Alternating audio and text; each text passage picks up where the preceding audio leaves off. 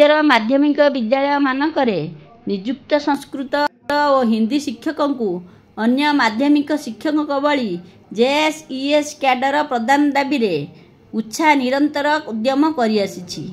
गत सरकार 2017 मसीहार माध्यमिक शिक्षकों पाई नूतन कैडर रूल्स प्रस्तुत करथिले, जेउथिरे भाषा शिक्षकों को उपयुक्त न्याय प्रदान करा जायछि।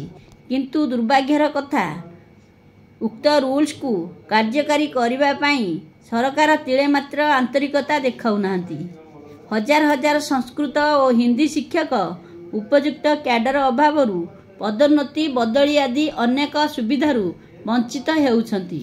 नुआ सरकार होइतिबारू ए समस्यार त्वरित समाधान निमंते आमे बहुबार शिक्षा मंत्री सह सरकार रे थिबा अनेक विधायकों को अनेक थर दाबीपत्र प्रदान करिआसिछु।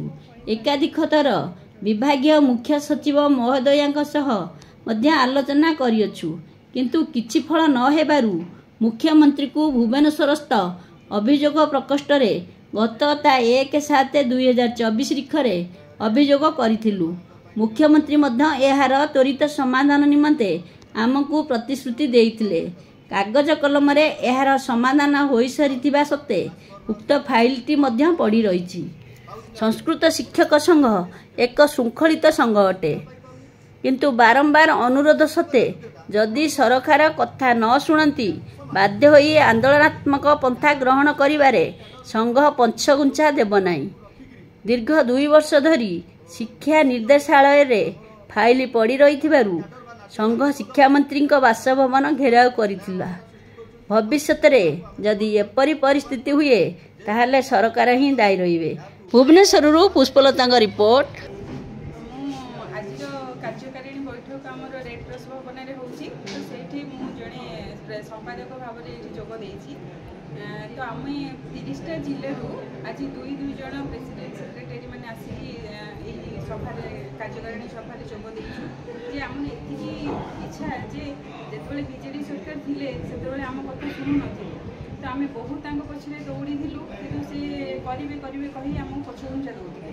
किंतु वर्तमान आमर बीजेपी सरकार एवं आम बहुत आशा बांधीचु जे जेहेतु डबल इंजिन सरकार अच्छा सेंट्रल भी सही स्टेट भी सही बीजेपी सरकार, तेणु आम आशा बांधीचु जे केमिति आमर कैडरटा जो बहुत वर्ष है पड़ी रही नाली पिता तले चापी रही, तो सीटा जल्दी कार्यकारी हुई फाइल बाहरी एवं आमर हजार हजार संख्यार जो संस्कृत हिंदी शिक्षक अच्छा से आशा को पूरण करें जो असम्मानित होती विद्यालय से निजर सम्मान सहित बंची पार सरकार न शुणे कौन कर आम शांतिपूर्ण भाव आम आंदोलन चलैचु। माने भितरे भितरे केवल मीटिंग जो सरकार जहाँ को देखा कले कार्य हो पार जो ऑफिसर पाखक देखा करूँ, मंत्री मान को देखा करूँ, चीफ मिनिस्टर को देखा करूँ। जदि शेष सबू सरला जिते आम कथा न शुणे तेज आम धैर्यर बंध निश्चित भाव में भांग एत दिन आम अपेक्षा करूँ। तेणु आम ए 2 जन जोग देचु, जिला जिला प्रति जिले 2 जन जोग देचु, किंतु आसंता काली हम आम समस्ते प्रति जिलार शह शह संख्यार आसी 30टा जिलू आसी राजरास्ता ठिया। मो ना हूँ गीतांजलि साहू, मु खोर्धा डिस्ट्रिक्टर संपादक। उत्कल प्रशिक्षित संस्कृत शिक्षक संघ उत्साह सभापति विजय त्रिपाठी। देखो आम सरकार बहुत नवेदन करूँ।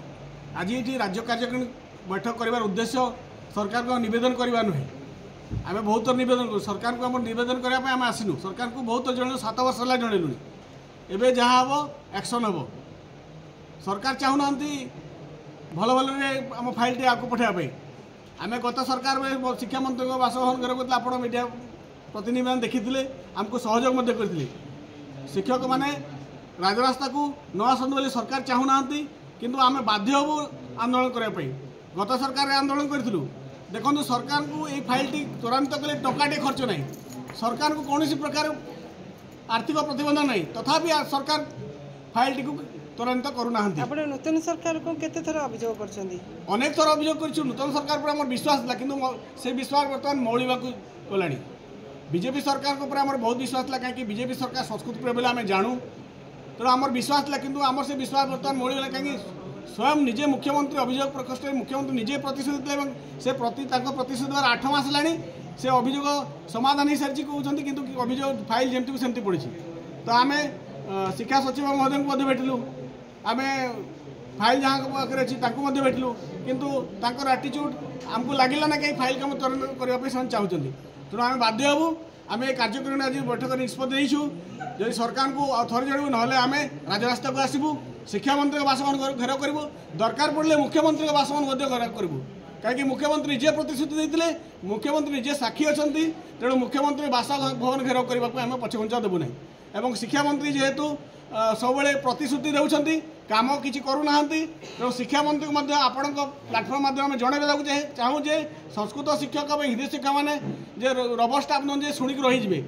से मैंने आपण को नवेदन कले आप शुण हेले केमती हक आनबार अच्छी भल जना आपण बासभवन घेराव करूँ आपण को बासभवन जावाक देवु ना आम न्याय दाबी आम पाइबा पर्यंत आपण घर अगणार बसी रही।